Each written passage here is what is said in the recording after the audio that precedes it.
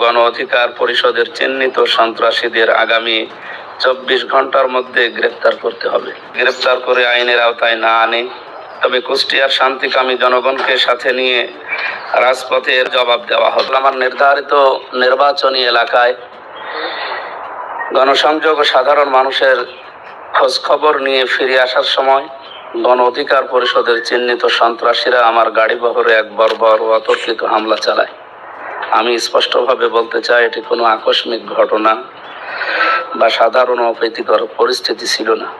এটি ছিল গণ অধিকার পরিষদের সন্ত্রাসীদের এক পূর্ব পরিকল্পিত সন্ত্রাসী হামলা।